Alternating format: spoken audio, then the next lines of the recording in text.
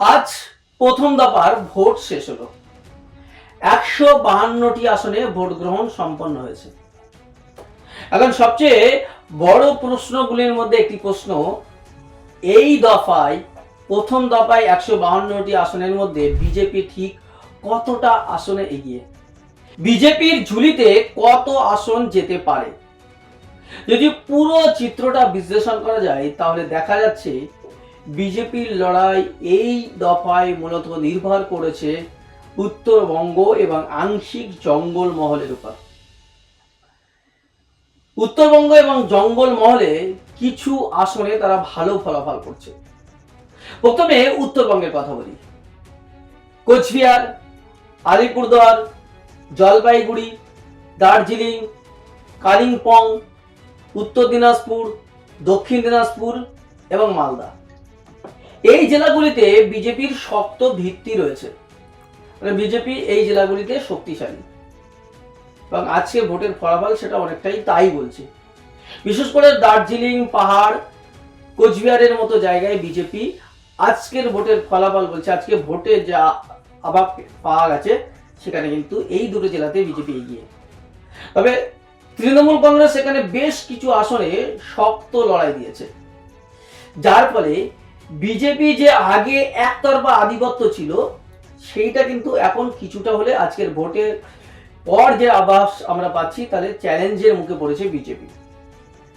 বিশেষ করে উত্তর দিনাজপুর, মালদার মতো জেলায়, এই জেলাগুলিতে আবার ত্রিমুখী লড়াই হয়েছে তৃণমূল, বিজেপি এবং কংগ্রেসের মধ্যে।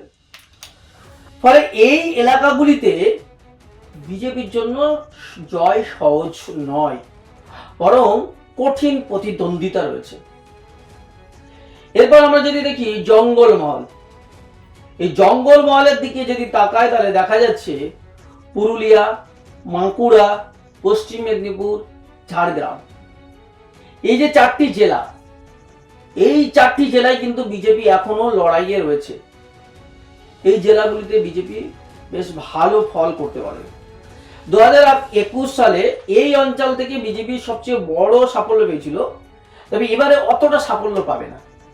এবার তৃণমূল কংগ্রেস এখানে অনেকটাই রিকভারি করেছে। জঙ্গলমহলে বেশ কয়েকটা আসনে বিজেপি কিন্তু ভালো, বিজেপি থেকে তৃণমূলও বেশি ভালো ফল করতে পারে।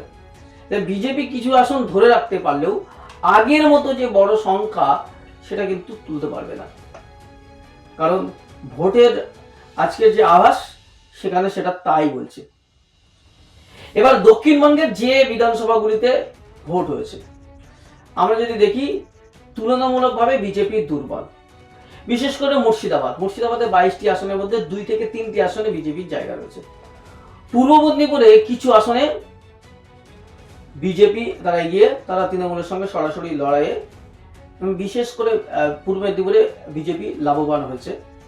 কিন্তু বীরভূম, মুর্শিদাবাদ, নদিয়ার মতো জেলায় তাদের প্রভাব কিন্তু সীমিত। বিশেষ করে সংখ্যালঘু অধ্যুষিত এলাকাগুলিতে বিজেপির জন্য জয় পাওয়া রীতিমতো কঠিন হয়ে দাঁড়িয়েছে। মুর্শিদাবাদ, বীরভূম আর এই যে অঞ্চলে মুসলিম ভোট অনেক বেশি রয়েছে।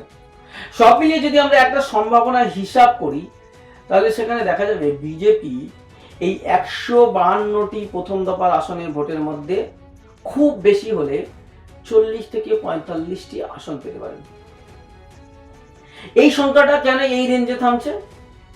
গতবারে যেখানে প্রায় এই আসনগুলির মধ্যে প্রায় 54 আসনে জিতেছিল, সেখানে 45 কেন হচ্ছে? প্রথমত উত্তরবঙ্গে শক্ত অবস্থান থাকলে সেখানে তৃণমূল চ্যালেঞ্জ বেড়েছে, তৃণমূলের সঙ্গে সরাসরি লড়াই। দ্বিতীয়ত জঙ্গল মহলে আগের তুলনায় কিছুটা তৃণমূল রিকভারি করেছে, ফলে বিজেপি পিছিয়ে পড়েছে।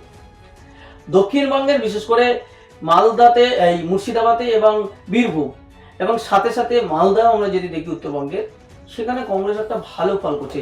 বিজেপির যে আসনগুলোতে কমছে সেখানে কিন্তু কংগ্রেস আসন পেতে চলেছে বেশ কয়েকটা জায়গায়, আবার কিছু জায়গায় তৃণমূল আসন পেতে চেয়েছে, তৃণমূলের কয়েকটা আসন আবার কংগ্রেস কেড়ে নেবে, এই রকম ভাবে পরিস্থিতি রয়েছে। তবে এই যে ফলাফল একেবারে ঠিক নয়। আমরা ভোটের ট্রেন্ডের উপর ভিত্তি করে আমরা একটা সম্ভাব্য প্রজেকশন দিয়েছি, কিছু আসনে ফল এদিক ওদিক হতেও পারে, কিন্তু এই মুহূর্তে যে চিত্রটা সামনে এসছে তাতে বিজেপির দ্বিতীয় বৃহত্তম শক্তি হিসাবে এই প্রথম দফার ভোটে আমরা দেখতে পাচ্ছি।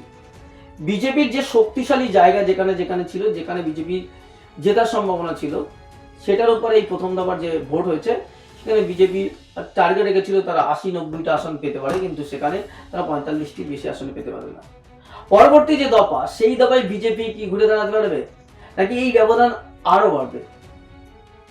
আপনার মতে কি মনে হয়, বিজেপি 45-এর উপরে যেতে পারবে?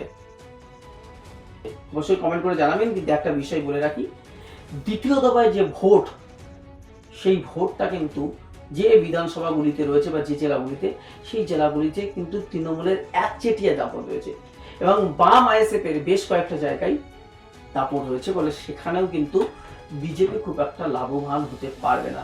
উত্তর 24 পরগনা, দক্ষিণ 24 পরগনা, তারপরে হাওড়া, হুগলি, বর্ধমান, এই কলকাতা, এই জায়গায় বিজেপি খুব একটা বেশি লাভবান হতে পারবে না। খুব বেশি হলে এই কয়েকটা আসনে হয়তো গোটা 15-20, খুব বেশি হলে 30টি আসন পেতে পারে।